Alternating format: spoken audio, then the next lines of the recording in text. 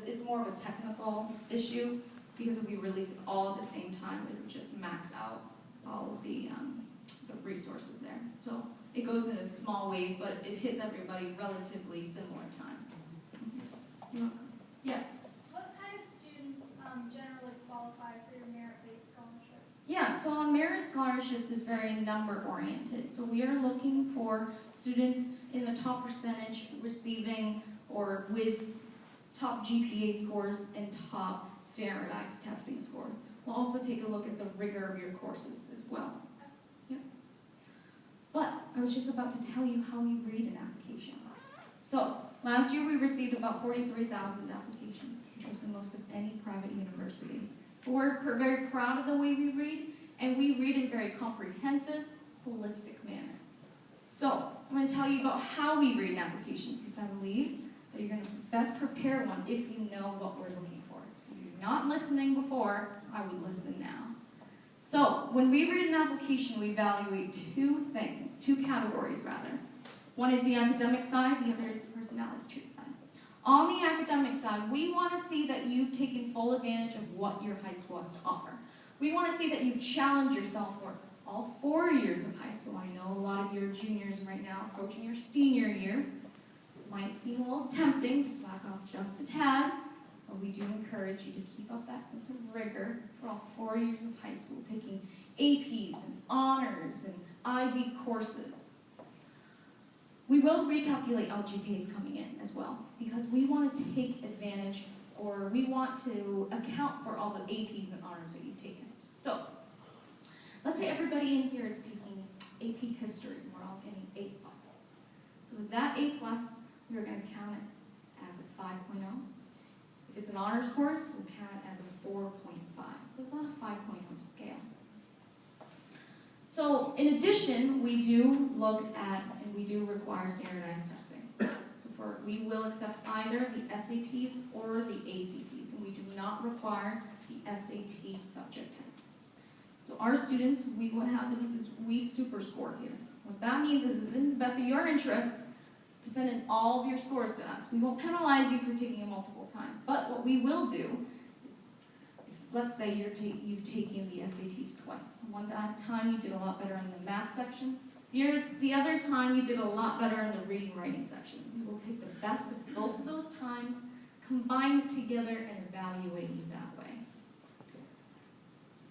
The other side, in addition to the academics, is the personality trait side. We can't offer interviews because of the volume of applications we receive. But there are many ways on the application where you can show us who you are as a person. We can see this in what you've been participating in. What do you do in your free time? We will also want to see some personality traits such as adaptability, resiliency, engagement, leadership in your personal essays. We want to look for these in your recommendation letters as well. So it's in a combination of both the academic side as well as the personality trait side that we come together and make our admissions decision. But let me give you something tangible to look at. So here are some numbers from the admitted students fall last year. These numbers are actually right in your handbook as well, so there's no need to memorize them, but I do want to give you kind of a look-see at them. The block represents the middle percentage of these admitted students for the fall of last year. So these students have a range from these. But 25% of these admitted students fell a little bit below, 25% of them fell a little bit above. So it's on a bell curve. However, there's no cutoff points at Northeastern. Any transfer students today? Cost and financial aid. We offer more than $170 million in terms of financial aid, or need, or merit. Over 85% of our students receive some type of aid. We have what's called a Northeastern Promise. What happens is freshman year, if we promise you a particular financial aid package, we will stick to that promise for all 8 academic semesters that you're here. Because we want to see that you've enrolled here, but then be able to graduate with us as well. Even if you had a financial gain, like a promotion, or if you won the lottery, we won't take any money back. But if you had financial loss and loss in a job, we will reevaluate that financial aid package and give you more. There's always more and never less in that sense. So here again are some important deadlines. November 1st, January 15th. February 15th is actually an important one as well, because it is the priority deadline for students who are interested in filing for financial aid. So, at Northeastern we do require both forms, both the FAFSA as well as the CSS profile. The FAFSA is more recognizable, but the CSS profile is College Board sponsored. So it just gives us a better indication of how much institutional money that we can provide you in terms of need. Both cases of the early action as well as regular decision, you have up until May 1st to decide. Any questions so far about whatever we talked about today? Yes? You mentioned AP and getting credits for your AP courses. What about IB? Great question. So IB, if you get a 6 or a 7, they will count as college credit. So similar, but only for high level, not standard level IB courses.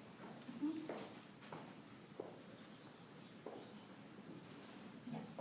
You have a Quidditch team? A Quidditch team. We do have a Quidditch team, but not the most popular, but yes, we do. Are you interested? Oh, not really. Not really, just wondering. It's all right if you are. Yes? If you take a 6-year program like the DPT, are you guaranteed to have that scholarship from 1 to 6? Or? That's a great question. So, it actually, for the 6-year doctorate degree, what happens is the financial aid will only go up until the 5-year. And then in your 6th year, it's a little bit altered because you're going to be considered a graduate level student. And this is for the 6-year physical therapy doctorate program we're talking about. Does that make sense? Yeah. So the thing is, the +1 degree program, I forgot to mention before, but if you wanted to say for that master's degree for that 1 year, tuition will be significantly reduced for those students because you're considered a Northeastern alum from the undergraduate degree, and so that is another factor in of itself. Yes? The 500 transfer-in students, are those mostly upperclassmen, juniors, or what is that? The 500 NUN students? I thought you had a number there as the transfer-in. Yes. So we have 550 transfer students that we accept every year. So typically these are the students who have already started off their first year at another institution and feel like they want to transfer to Northeastern. So they will transfer in as sophomores, but sometimes we have students transfer in as juniors as well. Yep. And a student, like if you take a DPT program and then you go to another school for 1 year, can you transfer as a regular, can you still go into the program? Which program? The DPT? The physical therapy? Physical therapy. Yeah, so transfer students, in general, we'll accept them to majority of our colleges, but there are some programs that we don't accept transfer students into. Some of these programs will be the health sciences, as we mentioned before. So physical therapy, nursing, pharmacy programs, we won't accept any transfer students into. So once again, the high retention rate of those colleges applies to these transfer students as well. Even if you are taking the same, like DPT from another Exactly right. Even if you're a physical therapy student, let's say at Boston University, and you want to transfer here in your 2nd year, we don't accept those transfers, unfortunately. Great question. Any other questions that we have? Okay, great. Well, we are just waiting for your tour guides to arrive here and take you out on board. So if you are interested in